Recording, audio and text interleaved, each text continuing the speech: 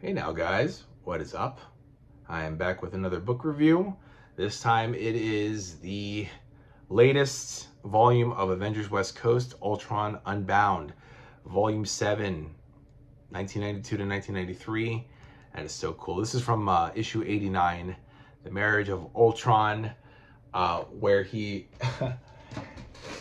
This is lifting a window here, guys. It is hot as balls in my room here. So yeah, Ultron wants another mate, and it's not Jocasta this time. It's Alchema, the war toy, who he uses the brain patterns of Mockingbird this time rather than the Wasp, as he did with Jocasta back in the 70s. So basically, guys, in a nutshell, I can see why this book eventually went on the decline and ultimately canceled after issue 102. Following the Blood Tie storyline, and then one more issue, and then that was it. And then they repackaged the team into ForceWorks, which I don't understand the point of ForceWorks if this book didn't succeed. What is the point of repackaging and rebranding basically the same team in another book? You know, and of course, ForceWorks didn't last, but I digress a little, guys. Anyway, Roy Thomas, who we all know was a legendary legendary writer. Back in the 70s, he gave us the Kree-Skrull War, among a lot of other really good stuff in the late 60s and early 70s, involving the Avengers, the East Coast Avengers. Unfortunately, I can't really say that this book, I mean, I got through it within 2 to 3 days, which is pretty fast. I would say it's a modern enough. It's not like Jack Kirby taking Black Panther backwards after Don McGregor brought him forward. Roy Thomas has his moments of cuteness, you know, like he's very cute and witty, especially the exchanges between Hawkeye and U.S. Agent. That's pretty much the one saving grace throughout this tome. I like Spider-Woman, Julia Carpenter. Some really good backup stories are involved in the annual number 7, which is this cover right here. You know, Julia, Spider-Woman, her best friend has breast cancer. I'm gonna spoil, guys, so keep in mind. There's a touching story there. Of course, her daughter Rachel gets kidnapped every which way. I don't know why she would keep her daughter at the compound when everyone knows, all the enemies know where to find the Avengers West Coast, or the Avengers West, or the Wackos. Let's call them Wackos. Wackos is a better name. All the villains know where the Wackos live, so I don't know why they would intentionally put a young child in danger. But there's some drama in here. A member of their compound, the staff, gets killed. And what else? There's basically a retread of villains here, guys. I mean, once again, you know, Roy Thomas has to rehash their feud with Ultron, now Ultimate Ultron, who wants a mate in the form of Alchema, as I mentioned. There's also the return of Dr. Demonicus and the Pacific Overlords, and they have to go to Demonica to fight him. By the way, I put the rundown in the communities section if you guys want to check out what each issue is about. But ultimately, Roy Thomas, the stories are very mid. You know, they're not great. They're not really as exciting as you would hope. You know, there's a lot of this guy right here, Darkhawk. A lot of him. He's not even really part of the team. At the most, they make him a reservist member, but not part of the team. I mean, he helps them against Ultron in Annual 8 against Ultron and Alchema. He helps them against Dr. Demonicus.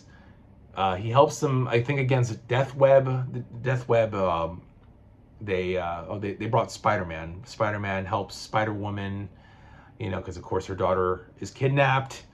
So they have to depend on Darkhawk to help. Oh yeah, and they help Iron Man. He helps Iron Man during the assault on Armor City. Can you guys tell that I'm just bored trying to describe this book to you guys?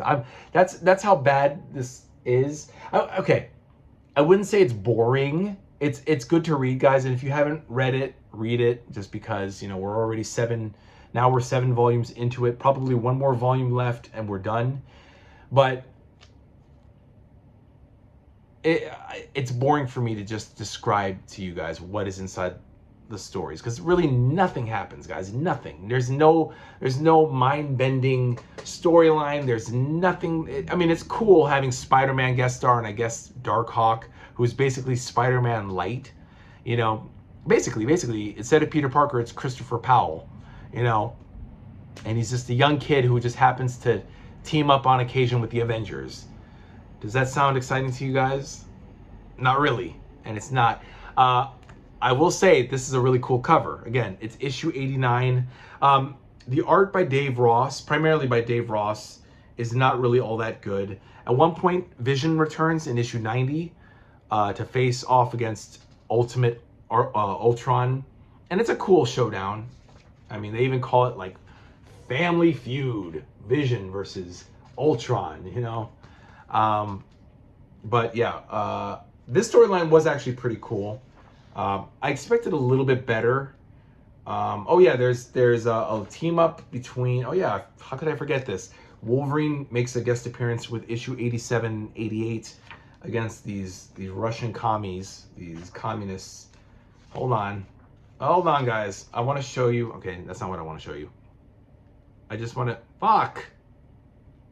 Guys, I gotta confess to you, I'm so bored with this. I'm so bored with I hate when things don't turn out. Sorry, I'm not gonna have a cow. This is what I wanted to show you. This is the real cover, issue 89 of the Ultimate Ultron. It's really good. Look at that splash page. It's really cool, right? Right there. And you expect it to be really, really cool, but you know what? It's pretty mid, guys. There's literally nothing happening here. At one point, there's Wolverine, as I mentioned, Wolverine helps them against this thing called the Bogatiri, these Russian commies from the USSR, the former Soviet Union, which is like the usual propaganda bullshit, you know. I mean, Wolverine, God, Wolverine was in everything back then because of the fucking popularity of the cartoon, the fucking popularity of the X-Men comic. I mean, everybody had to have Wolverine to boost sales, and that's what this feels like. Like, let's try to boost sales by having Wolverine bail out the Avengers West Coast, because nobody's fucking reading this book. Why? Because Roy Thomas is so like antiquated. I don't want to say old, but his writing is antiquated, you know. So, and he stays on for like the remainder until the end of this. Actually, I think he's replaced by Dan Abnett and Phil Lanning for the very last issue 102.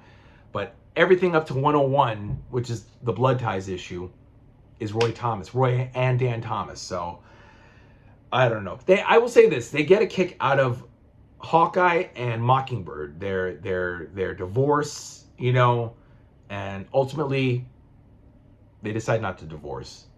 That's really the amount of soap opera you're gonna get from this. Scarlet Witch decides that her marriage to Vision is over. You know, apparently Wonder Man goes nuts in his own series. It doesn't happen here in Avengers West Coast. But one minute he's on the team, the next issue he's gone, and it's explained in Wonder Man number 18 that Wonder Man went psycho and went after the wackos. Okay, it would have been nice if they had included that in this book. That's a criticism. I would have liked to have seen maybe something from the Darkhold series. You know, 6 and 7, showing Scarlet Witch going mental. None of that appears here, guys. It's pretty a basic mid-issue. Some cool stuff from Ultron, some cool jabbering between U.S. Agent and Hawkeye. But ultimately, guys, this is pretty much the end. This is the end of the Avengers West Coast. I do like how they kind of acknowledge that they're second stringers, even though they don't want to be considered second stringers. They realize nobody gives a shit about us. And I think Roy Thomas is basically, and I guess his wife also wants to say, yeah, no one really gives a shit about this team. There's nothing. Look at this. At one point, and talking about retread, he goes, I'm going to say Roy Thomas decides to make Hawkeye go back to being Goliath. Okay? And in issue 92, guess what? Goliath fights against Goliath. Here's the cover. Here's the cover of issue 92. Clint Barton, once again as Goliath, goes toe-to-toe with Eric Jostin as Goliath. Ooh, right? That's it, guys. And there's no really rhyme or reason.